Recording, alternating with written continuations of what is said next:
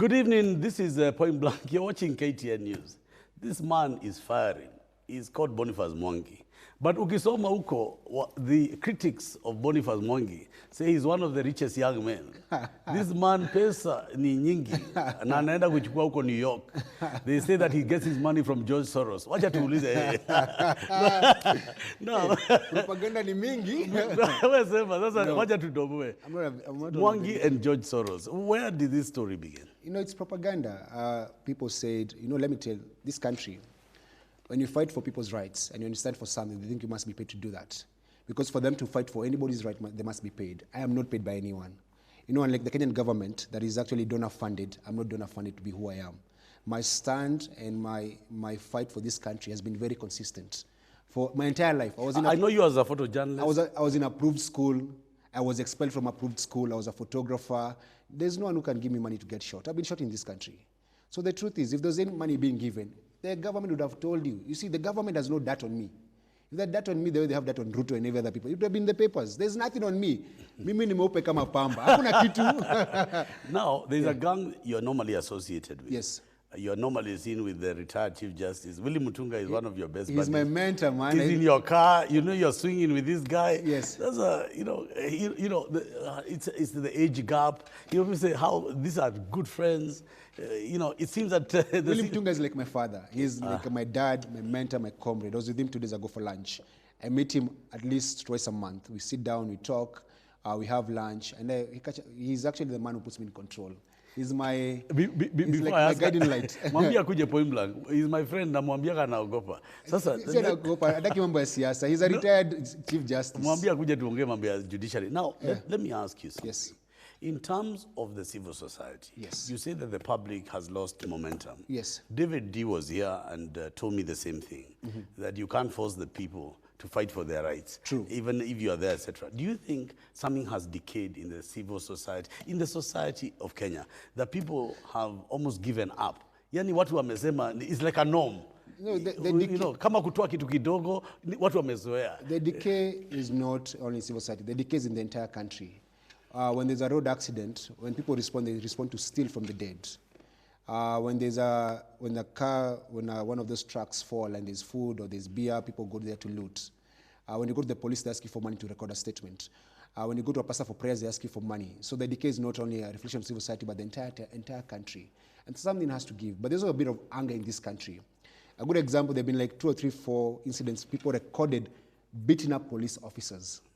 And a day is going to come, this anger is going to swell up so much, we'll beat up politicians and their relatives. That's where we're going to go to.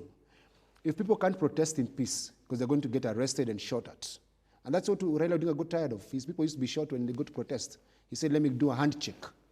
So if people cannot protest publicly and they get hard, they wait for that politician to come in the village, they beat him up and they do something on them. There was an incident in Meru where they killed an OCS and the chief and another person, and they killed them out of anger. Yeah. So where we're going to as a country... I have to ask you this. Yes. It's well known in every political book written, yes, that people deserve the government they get. I mean, people get the government they deserve. They deserve. It's true. And you can't keep pointing a finger at the government, and these same people will elect Ruto. And that's they are not going to elect you. They're going to elect Ruto. Good for them. You see, there'll be an option. If I run for president, if Ruto runs for president, I run for president. Yes. I'll say, thief, not a thief. Very easy. Anyone who runs for president in 2022, all you have to say... Allegedly. Allegedly. My producer has been telling me, so we used to the word allegedly. Let's say Ruto is allegedly a thief. Yes. But let me tell you, where there's smoke, there's fire. And ukiangalia kwa nyumba ya Ruto inatoa tu moshi. Thief. Allegedly. Allegedly. Even Kimorel, when they said, where did the money go? The Italian company delivered towels into a hotel in Mombasa. Yes. Another proven example of theft is the one that was involved in Langata Primary School, playground, and Western Hotel. So let's come back to the point. Mimi, I'm going back to the public and I'm asking you, how come they elect these people that you say to them, how are to Nihivi? But you see, let me tell you, look at KIBRA now. It's a live show. I was going there. It's a beautiful example. So Uhuru Kenyatta and Ruto decide that they're going to get us an aging footballer who faked his age, never voted, was promoting betting and gambling to come and lie to the people of KIBRA. Let me tell you. This is point blank. So, Rais wa Uhuru Kenyatta na Ruto wanatubeba ujinga sana. Kwa sababu watu wa KIBRA wamekosewa heshima kabisa. Mnaenda mnatoa jamaa huko kwenye alikuwa anacheza mpira kwa uwanja. Mnamleta hapa mwambia kwa UMP. The guy can't communicate, he can't even be able to legislate. He has nothing that he can offer the people of KIBRA. But watu wa KIBRA wanachezewa, unasema ama unasema nini? Tuelewe. Uhuru ameleta mchezo. Tunaongelea kinaga ubaga. Ni kweli, ni mchezo, na ni ujinga, na ni let me tell you. McNaughton Mariga cannot even be employed at Brookside as a cleaner. He doesn't even in the papers. Kwa sababu ukienda Brookside kwenda kufagia huko, lazima uko na 844 certificate na uko unajua kuzungumza. Ule jamaa haijosha choo Brookside. Haizi enda kufanya kazi kwa benki ya Uhuru Kenyatta. If Uhuru thinks Mariga deserves a job, amchukue mpeleke K24 akafanya kazi huko, akwe football pundit. But don't bring football games ama mchezo hapa ya ukitoto KIBRA. Si by the si vizuri. Na nikuulize. And is lowering the intellect of your average politician. Na nikuulize, watu wa KIBRA wanakusiza. Kwanza vijana wale mashabiki wako. Na sasa pesa zinaingia. Na umesema pesa hizi zimetoka unasema allegedly kwa wizi. Yes. Na sasa wa KIBRA wanapiga malaini asubuhi na mapema. By the way, sikiza, mimi niko na mtu kwa nyumba. Kama ana food ama ni mgonjwa na kuna doya bure za wajinga pale ambao wametuibia na kula because ile doni yetu. If Ruto today comes to this room, gives these people money, they'll take it because they say, after all, pesa uliba ni yetu, tunarudisha yenye ulituibia. So problem is aliba mingi, anarudisha kama mia. Chukua 100, chukua hiyo 1,000, lakini pigia kura mtu wako. Shida kubwa kabisa katika hii siasa. Since Jubilee took over, by the way, Jubilee has lowered the threshold of leadership in this country. From failed musicians to Chesa, who was a sports minister. Hata rafiki yako kama Kiari, unaona he has become a comedian as well in parliament. This is the unakumbuka hata kule Mombasa ule jamaa Muhammad Ali. Muhammad Ali. Let me tell you by the way, this is the most silliest parliament Kenya has ever had. It can't discuss issues. And Uhuru has failed because Uhuru has been able to consolidate power. He has so much powers. Parliament bends over to him. Raila Odinga bends over to him. So which means everyone is doing bendings for Uhuru Kenyatta. But in all these bendings and all these powers, he's unable to do something substantial. Because Uhuru can be able to actually go to parliament and say, whip everyone and say, this is the way I want us to go. But he has failed to do that. He has failed to show leadership.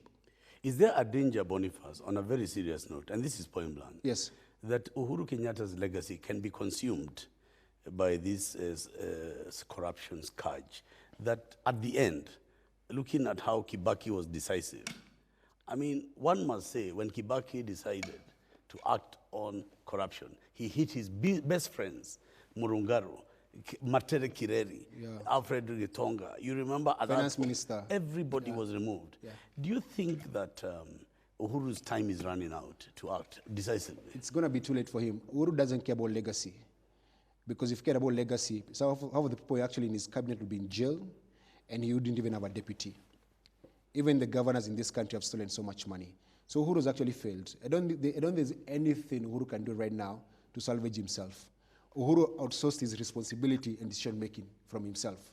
So Uhuru blames others. He never takes responsibility for his own actions. He has to realize, actually. The president is watching you now. What would you want to tell him? So Uhuru Kenyatta, you have only 3 years left, less than 3 years, and you have to decide what your legacy is going to be. You have borrowed so much money that has been stolen. I am in debt. My kids are in debt. My grandkids are in debt.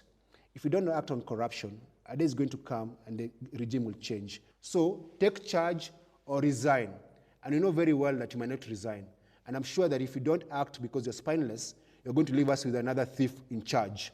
You're not calling for a revolution. A revolution of the ballot. Oh, no. So we're saying, so if Uhuru decides to leave us with a thief and another thief. No, umesema ni ballot. A ballot revolution, or even street revolution, which is actually, our arms will be, our arms up. Na unajua Uhuru rafiki yangu, na mimi nasema mwambie. Mimi wewe mwambie. Kama ni rafiki yako Uhuru, tunasikia unapenda whiskey. Nakuletea whiskey tukunywe tuongee. Me, I don't need Uhuru's money. Yes. I don't need him to appoint me for anything. I just need 5 minutes with Uhuru. I tell him the reality because his legacy is at stake and his reputation. This man, when he was elected as president, he was the richest man in this country. And people who voted for him, and I've never voted for Uhuru Kenyatta. People who said, let's elect this rich man because he'll never steal. But this man goes to State House. And then there's sins of omission. Maybe he's not commissioning thieves, but from him omitting his own responsibility from doing anything, people are stealing. So at the end of the day, when the 10 years of Uhuru presidency are written about, talk about the greatest looting period in the history of this country. That is his legacy. So I have to ask you this point blank. Yes. When we looked for you to come to the program, Yes. we thought you will really expand as to why William Ruto is perceived to be the man who has stolen the largest amounts of money. Yeah. What is coming clearly out of you is you are saying he's been allowed. He's in an environment that allows looting. Yes. And you're saying point blank, and these are not my words, they're yours. My words, yes. That Ruto is just one among many thieves. You see, what has actually done? But an alleged. They have looked for, what you need to do. Alleged thief. Yes. So what you need to do, you give a dog a bad name, then you hang it. But now they're only hanging one dog, and there are many dogs. So Ruto is a victim. Ruto is actually a victim of his own success in stealing, allegedly stealing. Yes.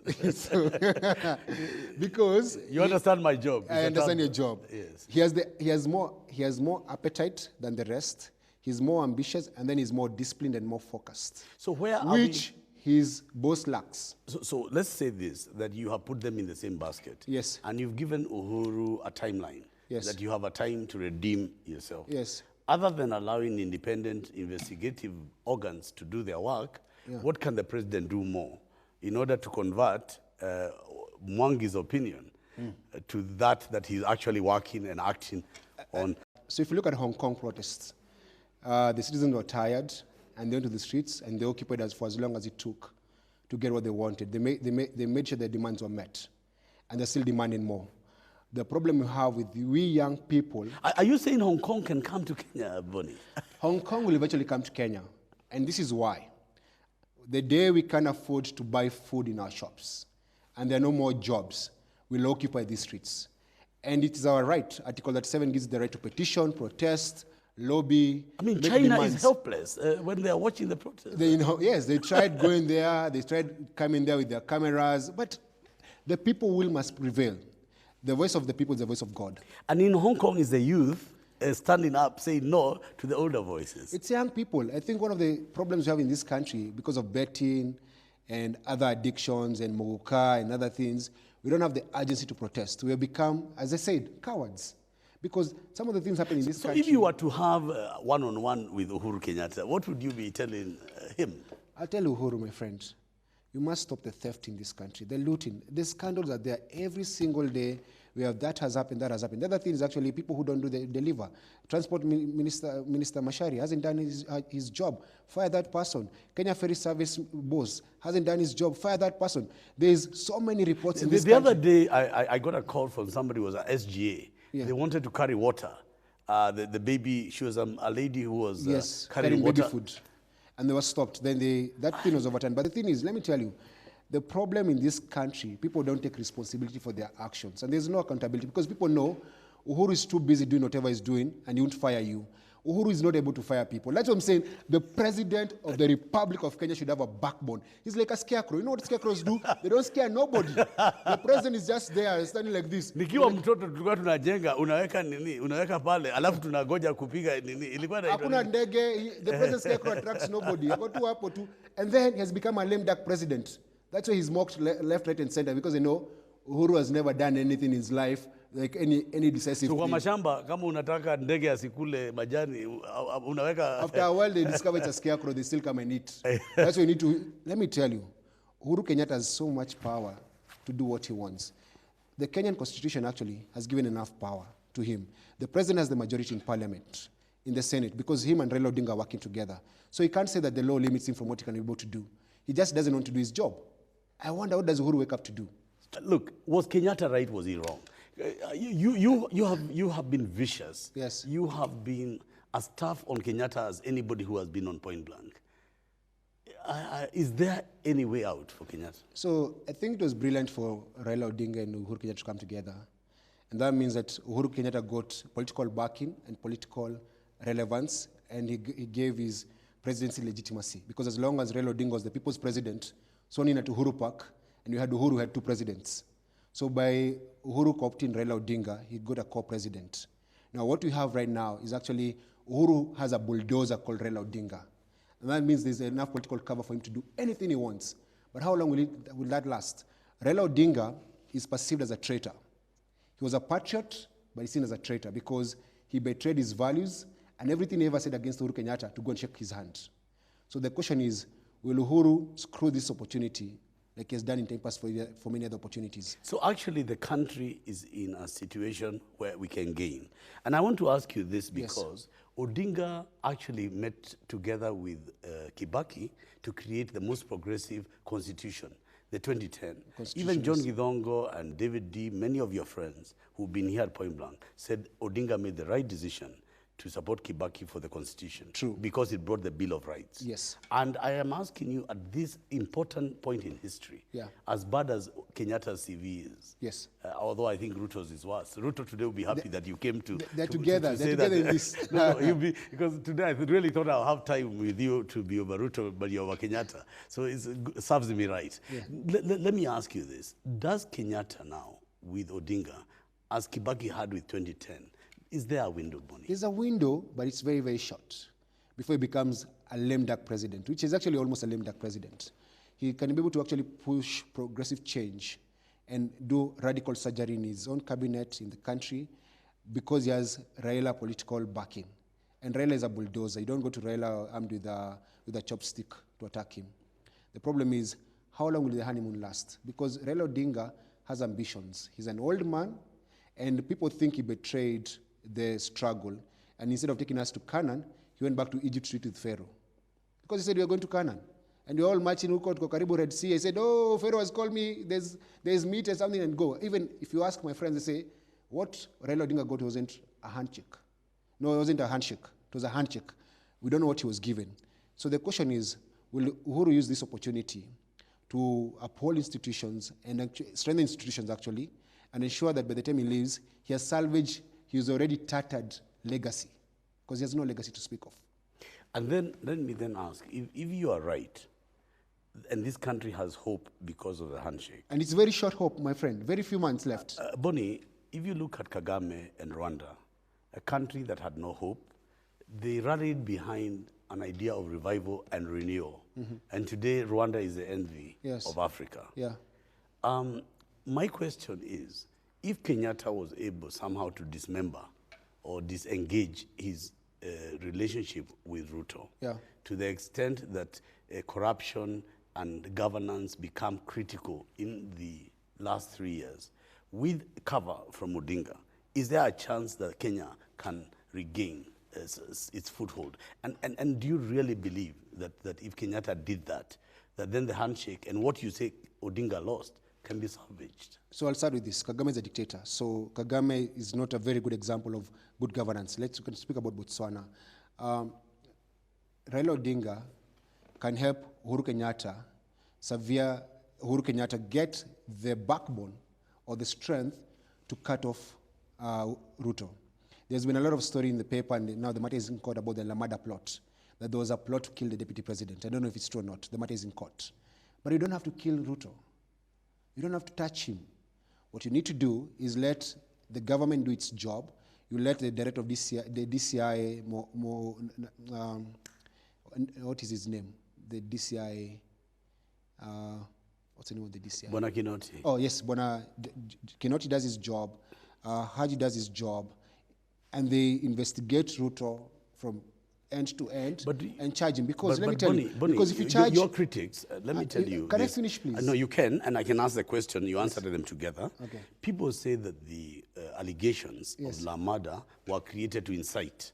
One of the reasons I'm stopping you is because we don't want to seem like we are endorsing or creating a situation where other people in Kenya think that there was a genuine plot to assassinate the deputy president that could bring repercussions to this country beyond the studios of KTN. That's what I'm saying. No one needs to kill Ruto. Even to imagine, to think, why you don't kill him? You don't have to kill him. This man deserves to be in jail.